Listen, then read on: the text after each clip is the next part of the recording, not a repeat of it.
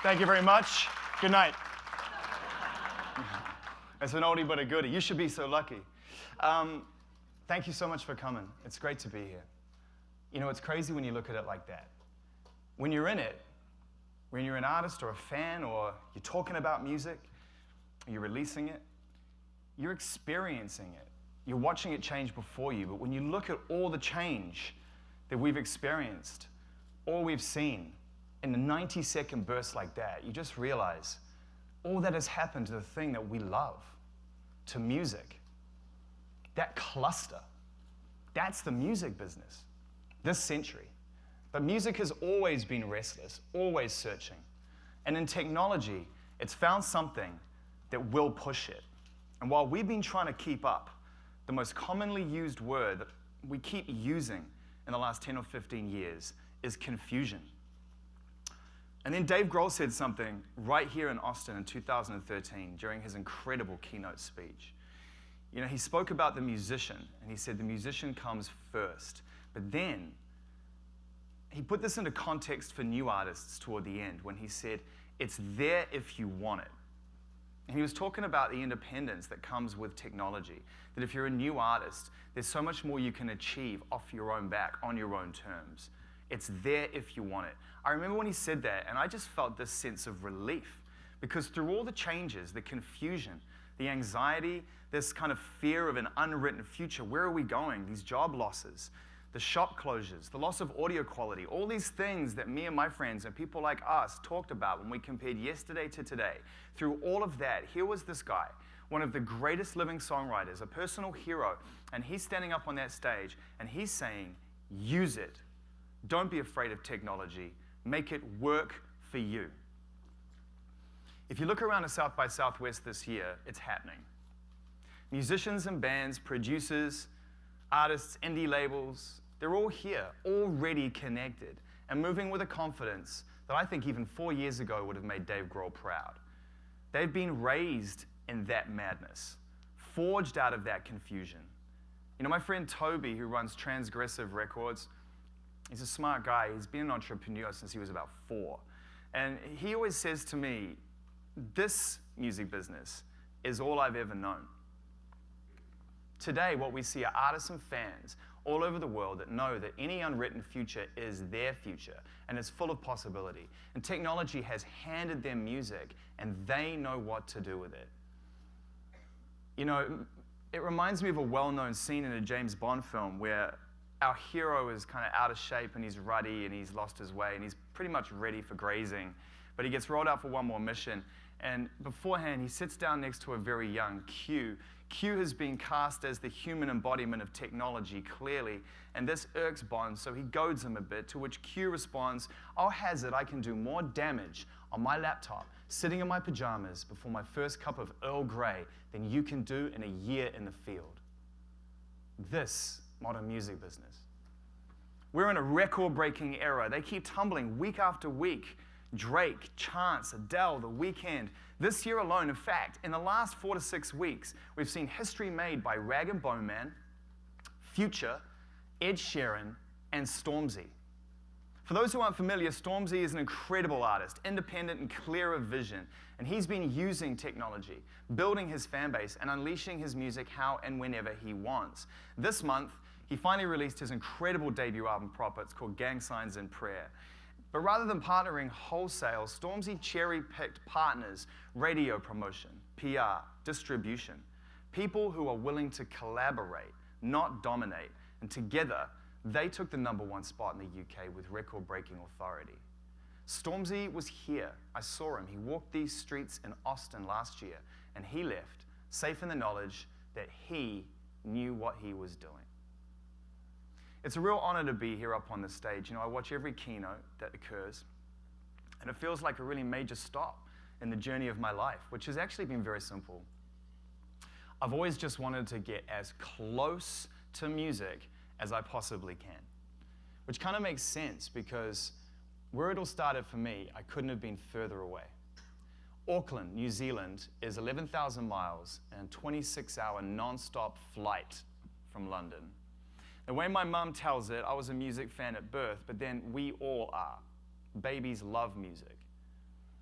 It's literally a gift at birth. From there, as Father John Misty tells it, we can only hope that whoever greets us on the other end is kind enough to fill us in. And in that house, music will either matter or it won't. You know, it may come as a bit of a shock to us in this room because we're all here because we love music, but there are people that do not love music. There are a lot more people who like music. There are some people who tolerate music. I've even met a couple of people who don't even like music. Chances are their parents are dicks. You know, I got lucky. Music was around. You know, my mom loves music, and you know, I'm here because I love radio, but when it comes to radio, I never had a chance. My dad and a few of his mates started rock and roll radio down under in New Zealand. They were inspired by legendary UK pirate radio station Caroline's defiance of the BBC monopoly of the British airwaves. So my dad, Derek, and a few of his buddies bandied together, and in 1966, they started New Zealand's first ever offshore pirate radio station, broadcasting several miles out to sea in the rough international waters of the Hauraki Gulf. They called it Radio Hauraki. The boat was called the Tiri. This was a takedown of the New Zealand government and public broadcasting, no question. This was not a part-time protest. There are documentaries and there are books written about this. This was dedicated men and women who defied the New Zealand Broadcasting Commission for 1,111 days at sea, during which time they had to endure terrible weather conditions, constant attempts by the government to try and shut down the operation. At one point, they even ran aground and had to abandon ship. But in 1970, they were granted a legal broadcasting license. They'd done it.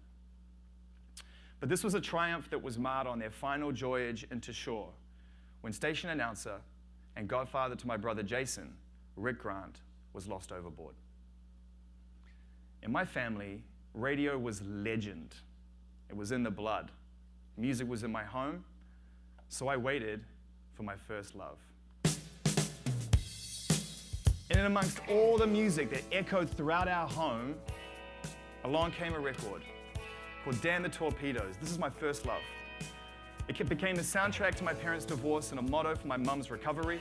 And it's the first time a record struck an emotional chord in me because I shared it with my mum, or more to the point, she shared it with me. You know, sometimes I don't know why, but this old town just seems so hopeless. I was a 6-year-old music fan. I was at the other end of the world. And then there was this skinny, loose, ratty-looking rock and roller called Tom Petty. I couldn't reach him, but his words and the simmering anger and the music he made with his Heartbreakers sort of cut through all of that sadness and silence at the time. And it spoke to me on a really personal level.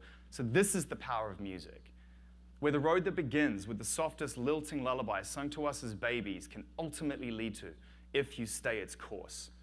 This, for me, was the master key. I began absorbing everything about this record, the sleeve. I remember these photos in the back. I stared at them for 6 months before I realized that TP was Tom Petty. What's a record label? You know, what's an engineer? What's a producer do? Who is Jimmy Iovine?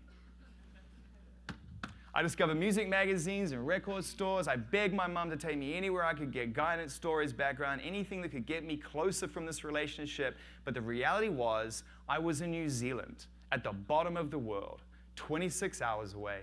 I had to wait. I had no choice. So it was a slow road being a music fan in the 80s. Let me tell you, in New Zealand, you were isolated. This was a place where it took NME, maybe if you're lucky, Rolling Stone, to get to you, 4 to 6 weeks by boat. You would have to wait 3 to 4 months sometimes for the records to get into the record store. And when they did, they were on import twice, 3 times as much. And the only place you could hear these songs was this magic thing called the radio. So I went where the music was always on. I went to the bedroom right next door to mine, my older brother's record collection.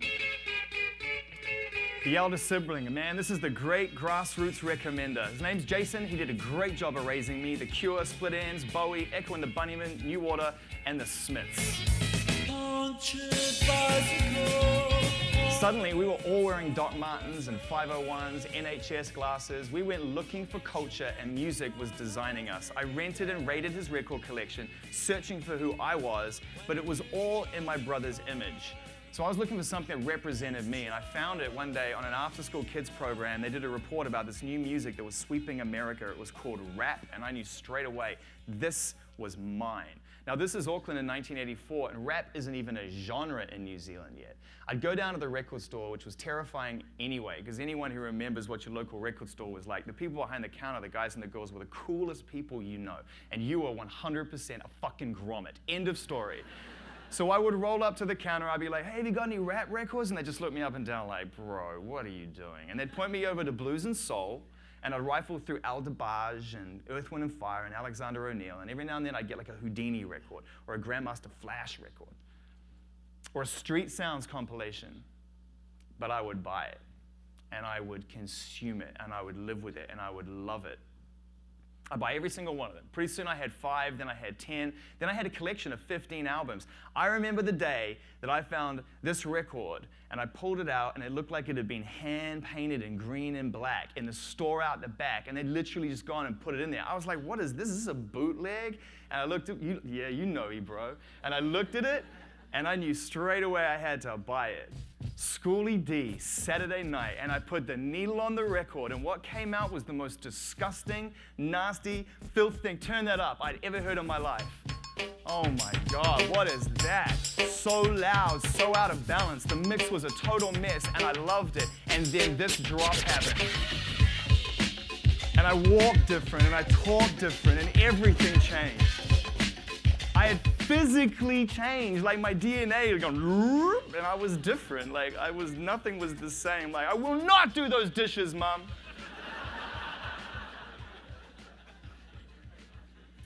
You know, but I had headphones, and I had a Walkman, and I had a private universe, which was lucky because I had no one to share this music with. My mum hated it, which was kind of the point. My brother didn't get it because he was into the Smiths. And my friends, they didn't understand it either at the time. I had to chase this music. And eventually I came across a few people who felt the same way I did. Lifelong friends. And we connected over rap and hip hop. End of story. We started going to the record stores. And all of a sudden we weren't so intimidated by those people behind the counter because there was 5 or 6 of us. And the records were flooding in. De La Soul, LL Cool J, Eric B. and Rakim, and of course Beastie Boys. Oh my God. My heroes, Beastie Boys. We loved the Beastie Boys. I wanted to be in the Beastie Boys. One day I was in a car on my own. I was waiting for my buddy, Seth, to get back from a house. He'd gone in to get something. And 95 BFM, the student radio at the time, it played a song. It wasn't hip-hop. It was a guitar riff. And I was like, oh, and it seemed simple enough. And then these drums of doom kicked in. And I was just like, what is that? And I kept looking over at the house, like willing my buddy to come back because I was so desperate to share this moment with someone. And I'm like, what is this song, the sound, the singing, this is crazy. And the song ended with this long tail, this painful voice. And I'm waiting for the DJ to tell me, like, who is it? Tell me anything, give me a song title. And it pauses. And a fucking guy plays another song and doesn't tell me what it is. And I'm just like, are you kidding me? And I'm like, where do I find this record? My friend came back in, he sat in the car, and I said, I just heard the best song I've ever heard in my life. He's like, who was it? I was like, I don't know. So I went back to the record store and I rolled on up. I said, hey man, I listened to this song yesterday on 95 BFM, and the guy behind the counter, I'll never forget it, he took great pride in using one of the great perks of working at a record store when he looked at me and he said, why don't you sing it for me? But I needed this record in my life, so I was like, I am willing to do this right now. But we were all listening to Mother's Milk back then, so the way I did the riff was probably a little funkier than it is now, so it was kind of like, and he's like, what is that? I'm like, and he went, that's Nirvana, smells like Teen Spirit. So he went and got that tape. I bought that tape. And then we headed off on a road trip at the end of our exams. In fact, it was the end of school. This is Kiwi tradition, you know, scores of teenagers go way up the north of the North Island and they kind of build these makeshift campsites and basically drink alcohol for 10 days. It's commonly referred to in New Zealand as smashing piss. And the idea is that you sort of want to kind of blend in, but you also want to stand out, which we did because we had the tape.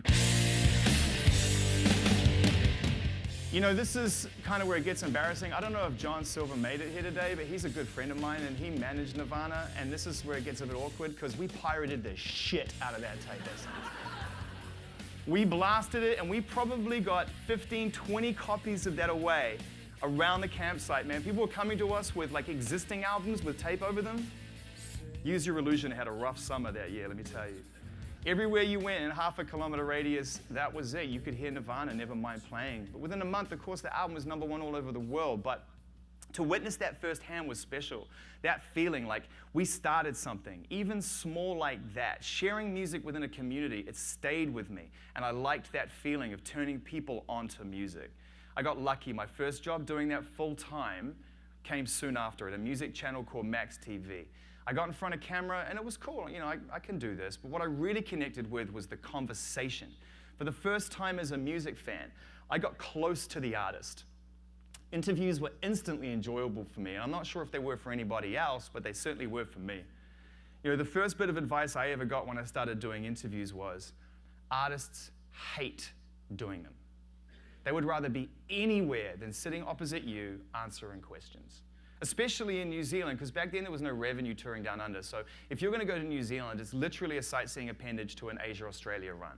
So the last thing that any burnt-out artist wants to do when they get down to New Zealand is talk to me. They want what we refer to as the 3 Ws: weed, wine, and the West Coast. I still remember this every time, if I can, when I talk to anybody in the world in an interview sense. I'm like, you want the 3 Ws, don't you really? But I spent 4 years interviewing anyone and everyone who came through town, and because we were one of the only places to come through, within a couple of years, and at the age of sort of 21, 22, I'd spoken to Garth Brooks, Katie Lang, Meatloaf, Lauryn Hill, Tom York, Melissa Etheridge, Ministry, Helmet, Alanis Morissette, Jeff Buckley, Corgan Cornell, Chuck Ademus and Pliers, and of course, my heroes, Beastie Boys. Second bit of advice I was given when I started doing interviews was, never let your self-esteem rest on the fickle affections of a rock star. I should have remembered that the day I did my first interview with Beastie Boys around ill communication. It was a disaster. I was 21 and I prepped so hard, man. I took it so incredibly seriously. I'd written like draft after draft of handwritten questions that were just a big excuse to try and impress them. I'm a super fan. Isn't that what all fans want? Like, I'll go super deep. But they didn't want deep. They wanted to talk about golf and bagels and everything else but my questions. The Beasties knew their audience, and their audience wanted golf and bagels and everything but my questions. Right then, I was not just a fan, I was press. I crossed a line and I wasn't ready for it, and it crushed me. So I convinced my boss, Daniel, to not put that interview out, and we never put it out. It's the only time I ever did that, and I regretted it ever since, but I learned a really valuable lesson. It's not about me. If you're gonna be in this business, the job is to be a conduit between the artist and the fan. What I really loved about the music press is I got the music sooner, and I got to share it with people who really cared. I wanted that feeling I got at the beach that summer when I had something new, and people came to me for it. By now it's the 90s, 97 to be precise. I had a pretty decent showreel of interviews. A Kiwi's running MTV Europe, and I thought that's a good reason, so I left for London. And I got a job working at Music and Video Exchange, which is a secondhand record store in London. Used to be known as Record and Tape. If you've read the book High Fidelity, you'll know what it is. Now here, I knew absolutely next to nothing. These are serious music fans. London was real. You know, when I eventually got the job after 2 weeks of serious, hard work, and it was a trial period, this guy said to me, you need to learn how to make a stronger cup of tea, and you need to stop being so fucking enthusiastic all the time. One of which I've been able to achieve. Late 90s, the internet looks like cheap ads in a trade mag, Hotmail's email, Google's in beta mode, and MTV still played music videos, so I finally got in the door just as everything was about to change. Insight, foresight, more sight. The clock on the wall reads 1:15 midnight. And when I started at MTV, London was beautiful. It was Wall of Sound, it was Mowax, it was Giles Peterson and Talking Loud, it was Face Mag, it was Pubs, Portobello, Oasis and The Verve, Basement Jaxx, XL Recordings, Metalheads. London felt like the center of the universe. But it was a different story in the US. TRL had kicked off, so music was super pop, like crazy pop. It sounded like it was printing money. And I didn't want to chase that. I liked the sound of London. But mainly I was just excited to see what it all looked like from inside of that room. And from memory, it was just a lot of high fives going on. I mean, you know, that Crazy Pop was doing huge numbers.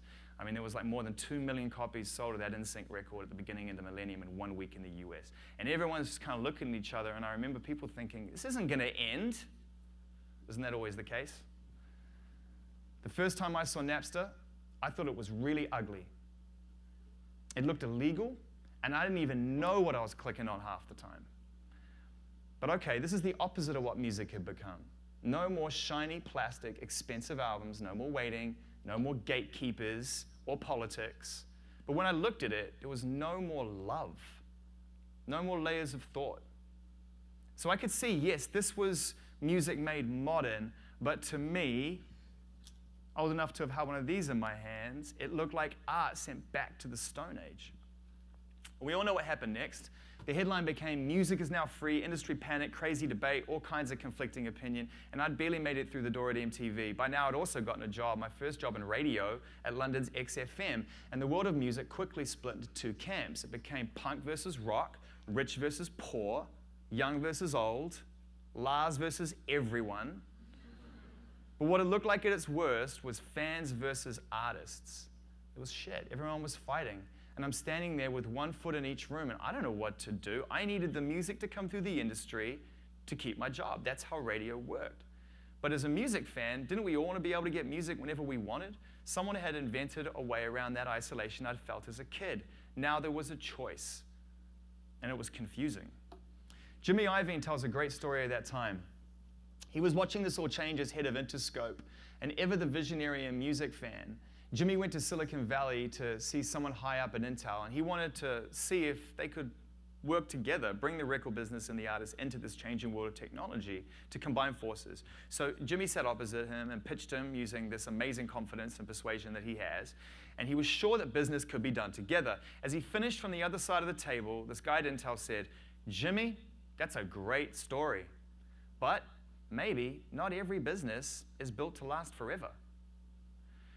On his way home, Jimmy called Doug Morris. "We're so fucked," Jimmy said. Doug asked, "What's wrong? Are they coming for our land?" And Jimmy replied, "No, they're coming for our water." Steve Jobs had been watching, another huge music fan, and he was looking at digital music and asking if we'd pay for it. And on January 9th, 2001, he answered his own question. iTunes was launched. It was swiftly followed by the iPod and the iTunes Music Store. And to me, it was beautiful. It was design. I remember when I held that first iPod in my hand, it felt like art. Napster took technology and pushed music forward. There's no denying it. But music, I didn't necessarily want it free, but I wanted it freely. I didn't want to feel like a bad fan. So the record business got a lifeline as I was about to get a new job. July 1st, 2003, I walked through the doors at BBC Radio 1. Oi! This is the dream. You're playing records alongside the best in the game on the national platform, the biggest in the UK for new music. I could play whatever I want. Deftones next to Jay-Z, next to Andy C, and Dizzy Rascal. It's the ultimate privilege in radio. Play whatever you think is great. Fix up, look sharp. Don't make me feel a bit sad, get on. I remember, man, I played that my first week on Radio 1, just as it was coming to us for the first time. It just felt like it was all happening. My job was to get the fans in, create excitement, and break new music. The slogan was, "In new music we trust," and we made going first our thing. We built big-sounding radio around that every night.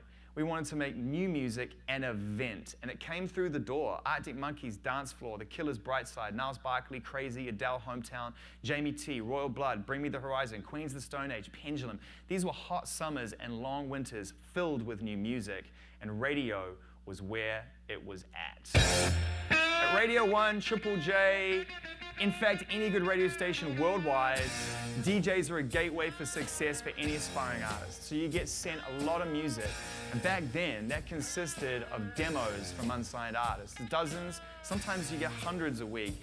And I try and listen to as much as possible, but honestly, for me, it was just kind of overwhelming at times. So I'd watch in awe as the great John Peel would sit at his desk and listen to every demo that arrived. For those people that don't know, John Peel was one of the founding British music DJs. a man whose unique taste influenced and helped the careers of many artists, from the Smiths and the Undertones to the White Stripes and hundreds more.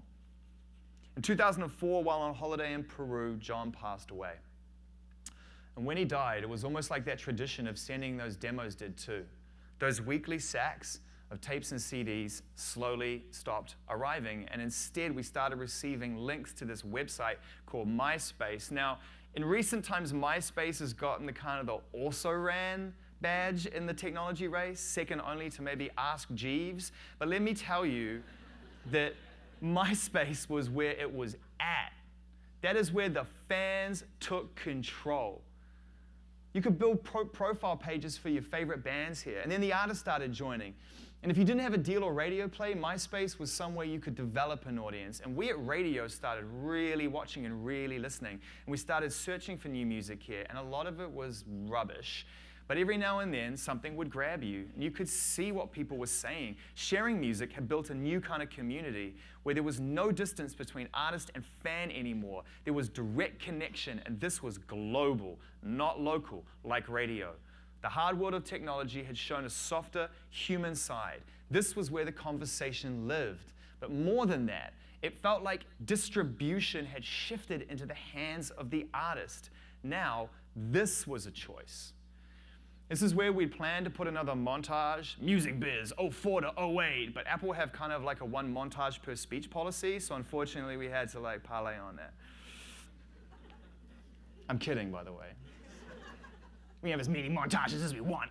At the time, it really actually felt like you were living in a montage. It was time-lapse. Facebook came quick. Here, make friends, share music. Here comes YouTube. Hey, look at funny cats and share music. Like wherever and whenever you wanted to share music, fans could. Only this time, the musicians wanted us to. And then in 2007, it just got mad weird. Album sales dropped 15%. The record industry started suing fans. Paul McCartney did a deal with Starbucks. Prince did a deal with British tabloid The Mail on Sunday. Madonna did a deal with Live Nation. Trent Reznor did a deal with no one. And Radiohead did a deal with us, the fans. They announced they were going to release their new album, In Rainbows, direct from their website. And for the privilege, we would pay absolutely nothing. Or something. Anything. Whatever we felt was appropriate. Now, it would have been done before in different ways, and to be fair to everybody making music, Trent Reznor has done pretty much everything before in different ways. But for one reason or another, maybe it was the timing or that it was Radiohead, but the honesty box method was divisive. And the album was an absolute triumph. But beyond the music, the question was, what is the value of music? You know, Radiohead sold lots of records and made more money than they'd been in the system previous. But for the first time ever, eyes just weren't on the sales. They were on the data. More and more artists started to look for ways to make distribution of their record an event. And the counter-argument was always the same. If you leave the system, you will open the door for piracy. Or you've made enough money, that's elitism, you're setting a bad example for young artists. Many young artists disagreed. They were already making and distributing their own music. Now what they needed was a way to market, and Twitter caught that wave perfectly. The timeline went real time. This was communication turned commerce. A kid at the bottom of the world, 6 years old in New Zealand, could now talk direct with their favorite artists. Fans became followers, followers became data. And I remember Mike Skinner, also known as The Streets, telling me, you have to join Twitter. Otherwise, one day, you'll be out of a job. So I joined. Everything. Everyone did. And every other week, there was another distribution method. And then SoundCloud, and music was just there, and everyone is as good as signed, in their head at least, and everyone else is a critic, in their head at least. And the MP3 revolution that had begun at the turn of the millennium was now knocking on the door of my radio studio. So in around 2012, I took a hit. In fact, I took a few. 3 ratings drops in a row. I dropped a cold mill. That's a lot of people to lose. My friends had to become bosses again, and small talk turned to real talk. And in a desperate attempt to spread the wealth of this shit news, I asked one of the most valuable questions I've ever asked. How's the rest of London doing at that time? All down, across the board. And we always said change in radio will start in the evening. You know, breakfast, you're getting up, you don't want to make any decisions. You're going to get in your car, muscle memory, you turn it on. If you've got family, the music's inoffensive. A few laughs in the morning, yay, 20 minutes turn off. You know, and if you really love breakfast radio, then, you know, you're dedicated to that DJ and you're committed and you're passionate about it. But in the evening, that's when you have choice, where the students and kids used to congregate, a soundtrack for study, practice, you know, hard-earned downtime. You get home and you would discover music. But what these results were telling us was, now the fans have choice. Video and to some degree TV had caught up to music, and all of it felt like technology. Now kids were coming home, dumping their bags, and going online or on demand. So we did all we could do. We chased after them. We started reflecting the free market. We tried to move in a digital way. But from where I stood, the way people were listening and watching was starting to change. I needed to get interested and keep it interesting. In radio, we needed to adapt. Jay-Z felt that way too. In 2013, he went rogue with his distribution, putting 1 million copies of his new album, Magna Carta Holy Grail, exclusively through a cellular provider. Like others before him, he caught flack for it, but for him, it was about the possibilities and what he called the new rules. While the system was in flux, let's make a new system. And now it seemed as if those who could experiment with distribution would. Now he wanted to explain this and talk about his new record on the record, but he wanted to do it on his own terms. So he suggested that we film something more long form that could not just live on radio, but online, an hour-long piece. So we put the whole thing up, which was kind of strange at the time because, yeah, there were TED Talks and things, but for the most part, with music and entertainment, you know, the short videos and the lulls are what are getting the big views. But Jay said everything he needed to say in one go. Why do 10 interviews when you can just do a couple? The things that I choose to do, right, is things that I know there's going to be like a real conversation, right? We had some real conversation and real information out to folks, you know, and not a thing that says my album's in store, my album's in store, my album's in store, and the same, you know, redundant question. Open up people's minds into the possibilities. Yeah. You know, because that's the thing that that's the whole new rules. We need to realize that there's so many possibilities and no one's really using them. There's so many ways to do things, and it's still like the same old way.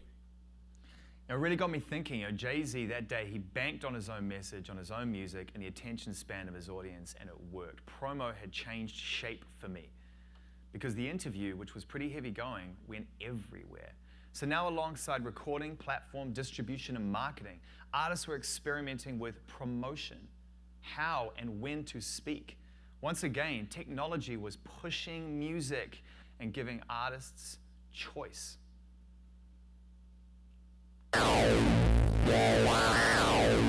We've been trying to get Kanye West back on the record after a few years, literally, of radio silence. You know, he just released what was, in our opinion, one of the modern albums, a raw, uncompromising punk record called Yeezus. That's how loud that thing is. I spent all night last night trying to get it in range with all the other songs on this playlist. It won't play ball. It's crawling out of the speakers, man. When it finally happened, when Kanye West showed up at the BBC, he rolled in on his own. Nobody else, and it just felt like it had happened really fast. Within a couple of weeks of him agreeing to do this interview, his first in a while, he was there. But that's okay, because I was prepared. And then we sat down and started talking, and after about 8 or 9 minutes, I was completely unprepared. The truth is, I was burnt after that interview. It was more than 90 minutes long. I wasn't sure what had happened. It definitely hadn't played out as I had intended it to play out. I don't know if you guys realized, but I didn't ask that many questions.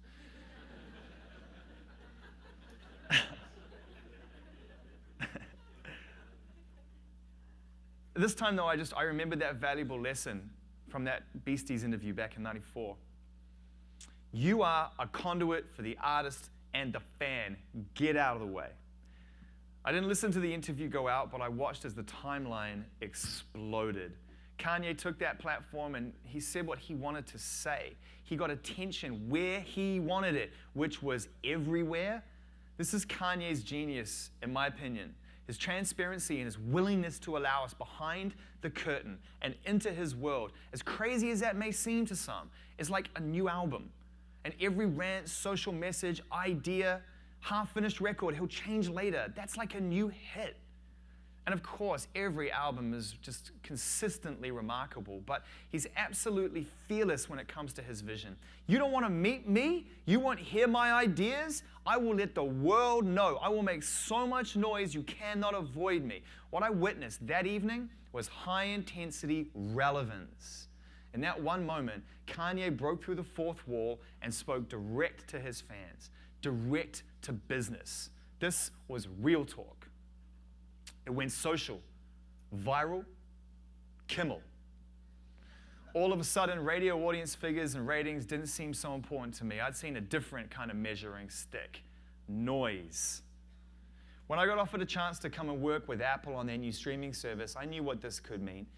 I'd had an incredible time at the BBC, but this was global broadcasting, inside streaming, where the music now lives. It was 2015, and I'd been watching artists and fans testing and moving with technology, searching for new ways to try and reach each other for years, to the point where they'd redefined recording, marketing, distribution, and promotion. Now, what could technology do for radio? We had 3 months to build Beats One from scratch, so the first question we asked on day one was, is this even radio? Radio has been driving pop music in the world for 50 years. And for all of those years, that was kind of the only way to get a hit record.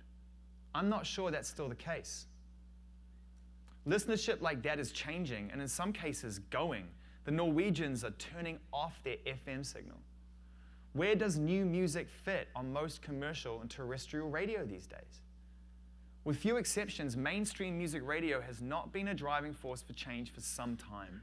And that's why college radio, pirate radio, digital, and blogs do the groundwork for it. The chairman of a major label recently admitted to me that he was finally getting a record away at American radio, and as far as he was concerned, the song had already peaked. Another example, one of this year's biggest records to date, Migos' Bad and Bougie, was at one point pulling in around 1,000 spins at sort of 39 on the US pop radio chart, which is fine, it's building, but at the same point, it had racked up hundreds of millions of streams and hundreds of millions of views online. Are these audiences separate? Right now, I think so. Most listeners don't think of mainstream radio as just music. It's a local backbone for news, sport, gossip, advertising, the things that keep a city or town connected, like advertising. Important stuff, like advertising. It's a heartbeat of the community driving a conversation, and I get that. But the problem for me, the music fan, is that there's not a lot of conversation about music.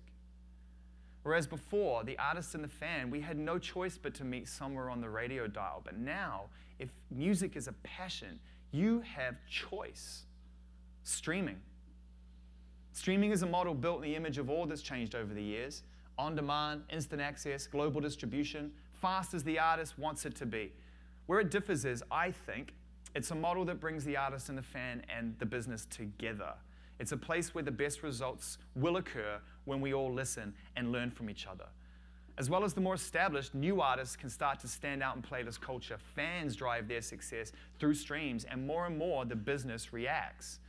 This is a model we're seeing over and over again, with the artists and the fans so engaged in the process, it should come as no surprise to anyone that more music is being listened to than ever before. So don't tell me there's only 8 songs worth playing, because you're missing the point. As streaming services have begun to grow, we've seen the cornerstones of industry, management, record labels, publishers, and media, not always the most flexible when it comes to technology and change, start to adapt. And we've seen artists start to build. This may be the legacy of free. It's encouraged the artist to think, overall, for themselves. If you ask almost any young aspiring pop star, rapper, or kid on the edge of culture, they'll tell you, creativity is a business model and attention is a currency. And they're working harder at it than ever before because we're an insatiable and demanding audience with, let's not forget, access. But tomorrow's new artists already know that there's so much more to music than just music. Something Vince Staples pointed out to me not long ago is that artists no longer need a hit record to thrive.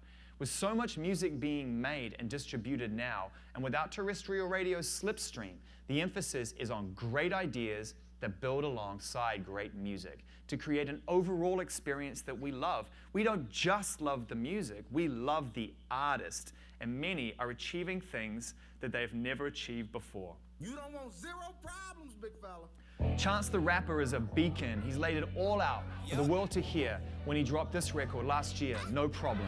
If one more label try to stop me, it's gonna be some dreadhead in lobby. He's an entirely independent artist who coined the phrase, I don't make music for free, I make it for freedom. Chance is very much his own man, who's used every modern tool and invented a few on his way to becoming one of the most successful and influential new artists of his generation. Yet last year, Chance moved from free only and chose to use the streaming model. And for the first time in history, an artist went top 10 in the Billboard Albums chart on streams alone, from free to stream. And Chance is now a bona fide headliner, but what do you do if radio isn't reacting? You adapt, use technology, and force change to create choice. Chance launched rapperradio.com, a crowdsourced campaign to help get independent artists on the radio across the country. And about this, he said, the radio is like a huge listening party for people of all demographics to get in tune. In those moments, it's mad people in harmony. And he's right, of course he's right. That's why Beats One, along with our friends who love and promote music at other stations all over the world, still believe in radio. We believe that though the fan now has the choice to listen on demand, on their own time, listening in a collective environment is where the moments live. And I hear this every day at Beats One. OVO Sound Radio was like the first of its kind, you know, that's why everything's just so accessible and nobody, like it's all so spread out. And I think OVO Sound Radio, like you gotta make an appointment to listen because you just really never know what you're gonna hear. And it's a great feeling. I mean, we all gather around and listen, like even when, especially when we know we're playing new music, we all sit there and turn our phones on no matter where we're at. So if we're gonna create radio in the modern age, why wouldn't we do it together with the artists? And for years, we've been trying to get inside that room. Why not just broadcast from inside that room? The artists are into it because it's a difference between commodity and culture. They don't want to work for weeks and months on music and lovingly prepare it only for it to be ignored at mainstream radio or just exist online. And playlists are great. But aside from programming, what context do they give the music right now? There are no stories to be told on a playlist alone. Artists want their music to inspire and catch fire and mean something. Once again, the artists and the fan decide. There is more. There's a lot more. By choosing HBO as the platform to broadcast Lemonade, Beyoncé once again insisted that music take its place alongside the giants of TV and film. And of course, the album is incredible, but the vision was bigger. For Beyoncé, releasing music that powerful was not enough. So she poured gasoline on it, and the whole world noticed. A world where musicians can now mold themselves naturally into television, viral, social media, radio, sport, fashion. Drake sells merch in a 3,000 square foot store on La Brea every day, not just when he's on tour. We can see the artist in their fantasy or their truth, and this is the future of music. And I love this future of music because there is a lot of choice.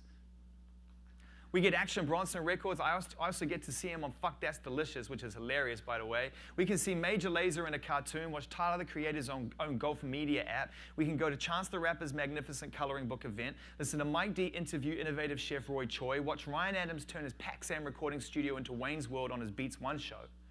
I can watch Dave Grohl's Foo Fighters traveling from city to city, recording a new song on the spot with local heroes and turning it only into an album, but a documentary series. Every artist has at some point dreamed big. Now you can dream big every time. It's there if you want it. This weekend just gone, Frank Ocean broadcast episode 2 of his Blonded radio show on Beats One. It was a beautiful thing. But in the second half, he played a new song called Chanel, his, non-stop for nearly an hour. And it was weird and indulgent, and it was brilliant. My guy pretty like a girl, and he got 5 stories to tell. I see both sides like Chanel, see on both sides. When it ended, I just put the song straight back on, and I kept listening to it.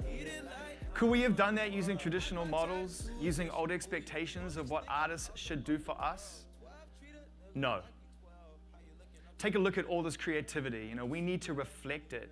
It's our job to be a conduit between the artist and the fan. Technology has freed us all, and now music moves fast. So to survive, we have to move fast too. There's no more excuses, schedules, clocks, traditions, hoops that an artist should have to jump through. If it's great, move. Music is restless, always searching. We have to trust the artists, listen to the music, collaborate, and add value. Help to build new business models, individual business models. Because with technology in the hands of the artist and the fan, the future is unwritten, but it's fucking exciting, right? It's really all. See both sides like Chanel. See on both sides like Chanel. Thanks very much.